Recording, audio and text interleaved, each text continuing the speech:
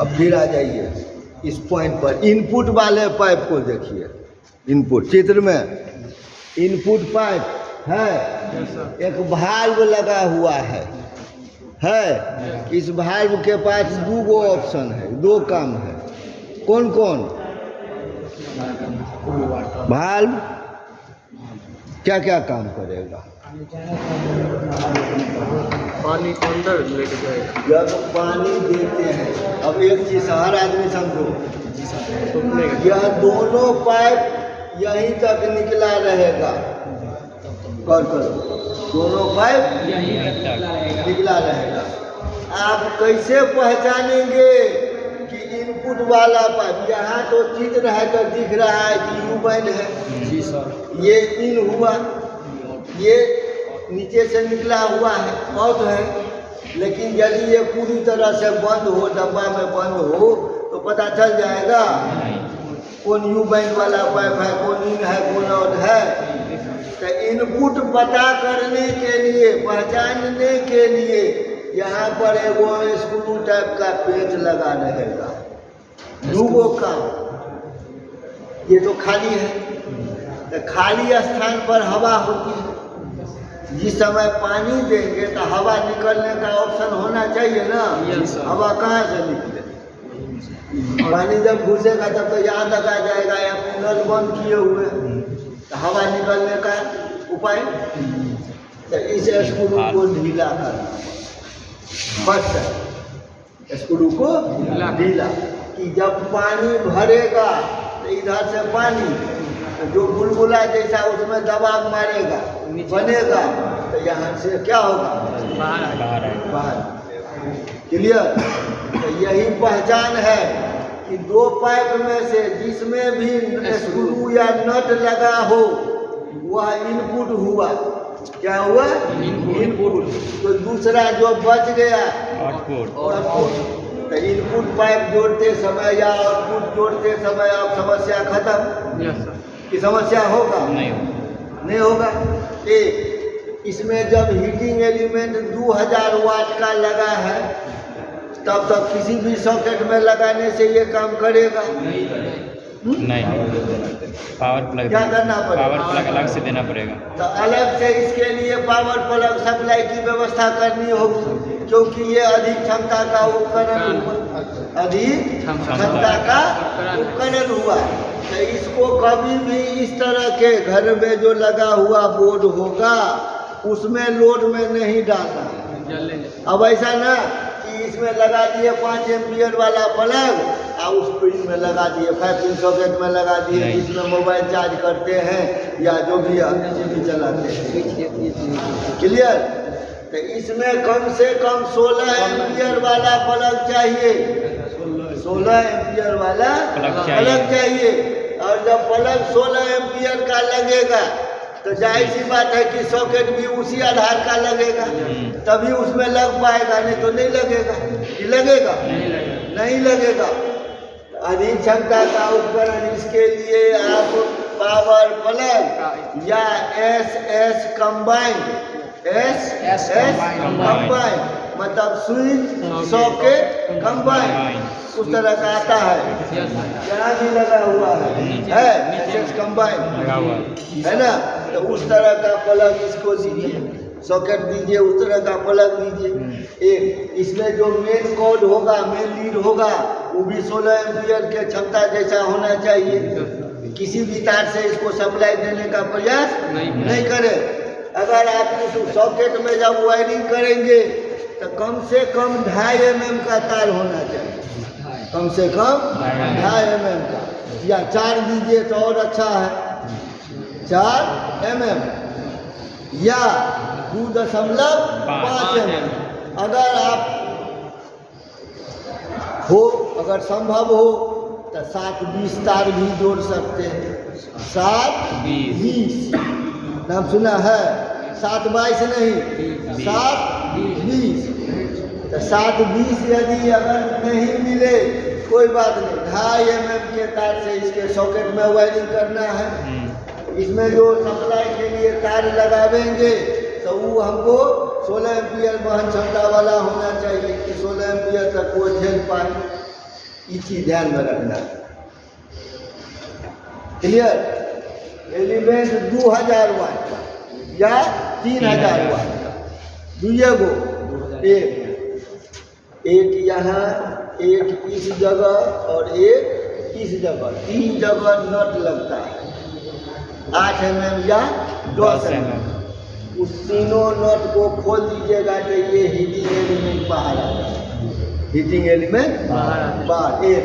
तो सबसे पहले हीटिंग एलिमेंट जब बदलने का बारी होता है तो इसको रिपेयर करते समय पहले नीचे उतारिए, पहले नीचे तो नीचे से इसको खोल दीजिए, बंद कर दीजिए, पाइप इनपुट बंद, आउटपुट का नल खोल दीजिए, जो भी पानी होगा बाहर। फिर भी इसमें 2-4-5 लीटर पानी रहता है, 5 लीटर तक पानी रहता है इसमें। उतना वजन सपोर्ट उतना अच्छा होना चाहिए कि उस भार को आप उठा के नीचे रख सकें। तब ठीक उल्टा कर लीजिए, अब तो उल्टा हो सकता है, नहीं होगा, ये ऊपर ये बना भाग नीचे। अब ये तीनों नट खोलिए, ये बाहर आ जाएगा हीटिंग एलिमेंट। ये थर्मोस्टेट सीधे एकदम छुरा की तरह घुसेरने वाला टाइप का होता है, उसमें कोई नट बोल्ट नहीं, सीधे उसमें फंसने लायक रहता है। ये बाहर निकाल के इसको चेक कर लेना है सही है या खराब, रीडिंग देगा, कंटिन्यूटी देगा। टेस्ट लैंप से भी ये चेक हो सकता है। हीटिंग एलिमेंट को भी आप continuity test lamp series board से चेक करिए, मीटर है मीटर से चेक करिए, बॉडी अर्थ हर हाल में चेक करना है, बॉडी अर्थ हर हाल में। क्यों? तो यदि हीटिंग एलिमेंट में बॉडी करंट है तो पानी में भी करंट आने की प्रबल संभावना नहीं आएगा। तो हीटिंग एलिमेंट में बॉडी अर्थ नहीं होना चाहिए। उस स्थिति में आप इस एलिमेंट को बदल दें, बिना बदले कोई उपाय, बिना बदले कोई उपाय। क्लियर? तो इस टॉपिक से या इस किताब में, PDF वाला किताब में 10 गो सवाल, 10 से 12 गो सवाल है, हम दिखा भी सकते हैं। देखे हैं आज हम देखे हैं, इसीलिए ये टॉपिक हम उठाए, नहीं तो एक चर्चो था कभी नहीं, किताब में है। अब एग्जाम्पल सवाल पूछा है कि इस यू बैन का मकसद क्या है? यू बैन का कुछ न कुछ तो मकसद है ना, पानी का दबाव दो, पानी का दबाव। ये पाइप इतना ऊपर क्यों है? पानी का कुछ भाग रुके इसलिए, है ना। थर्मोस्टेट की उपयोगिता क्या है?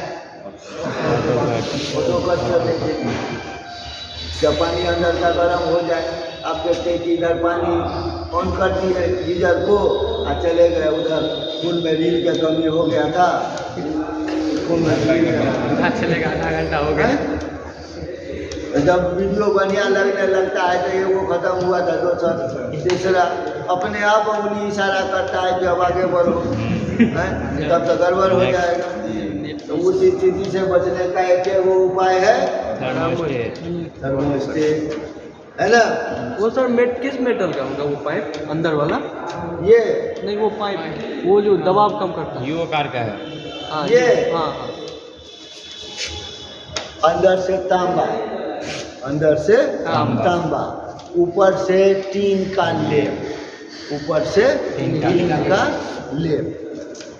ये टैंक भी वही चीज है, टैंक भी वही चीज है। अब एक चीज जान लीजिए कि अभी कंपटीशन का दौर है, कंपटीशन का दौर है। इस दौर में प्रोडक्ट सस्ता कैसे हो, इसमें कंपनियां क्या करती है? क्वालिटी से कॉम्प्रोमाइज, क्वालिटी से कॉम्प्रोमाइज, दाम कम। अगर एक कंपनी वाला अगर 200 रुपया घटाया तो दूसरा कंपनी सोचेगा कि हम 300 कैसे घटा दें, तो कहीं ना कहीं तो बेईमानी करेगा, कटौती करेगा, तो वो कटौती करेगा, है ना। ऐसा हर कंपनी, कोई भी सामान आप खरीदिए, हर में यही बात है, कटौती। जिस समय मूल्य बढ़ाने की बारी आती है तो ऑफर में 5 ग्राम, 10 ग्राम, 20%, 2%, 10% एक्स्ट्रा, है ना। तो सबका आदत पकड़ लिया, एक्स्ट्रा दाम बढ़ गया। आप सोचे कि एक्स्ट्रा दिया, चलो 5 रुपया बढ़ा दिया, नहीं कोनो बात है। अब बाद में झटका देता है, ऑफर खत्म, दाम तो 5 रुपया पर चल गया आगे, अब जो एक्स्ट्रा था शायद हट गया। अब आप बढ़े हुए दाम के अभ्यस्त हो जाइए। ये सब है बिजनेस पॉलिसी, बिजनेस पॉलिसी, बेचने की कला। असली सेल्समैन वही जो जम्मू कश्मीर में बर्फ का सिल्ला बेचे, हैं? शिमला, मसूरी, नैनीताल, देहरादून, ये सब ठंडा भाग है, जगह है, वहाँ पर लोग बर्फ़ से परेशान हैं। अब वहाँ पर आप खूब खुलेआम बर्फ़ के सिल्ला में से काट काट के बेच रहे हैं। ये अलग तरह का बर्फ़ है ना। इसको इस्तेमाल कीजिए, पूरे शरीर में गर्माहट आ जाए।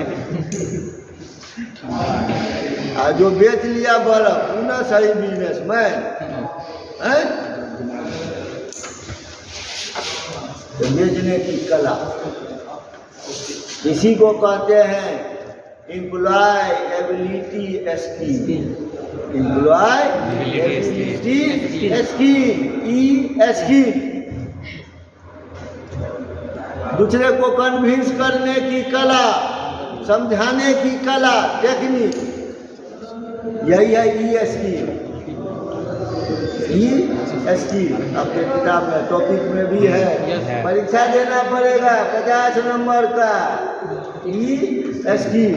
अगर कंजस्टेड जगह में बैठना हो, चलती ट्रेन में भीड़ है बहुत ज़्यादा और आप बैठना चाहते हैं, खड़े होने की क्षमता खत्म, तो कोनो बैठला सीट पर जाकर बैठ रहे, जो बैठा हुआ है आप झगड़ा करिएगा तो बैठने देगा? तो समझा के कहना ना पड़ेगा, तब तो बैठाएगा। तो यही कला है ESP, ये कला है ESP। और उस तरह की क्षमता यदि है, एबिलिटी है, तब आप कुशल, तब आप कुशल, नहीं तो नहीं।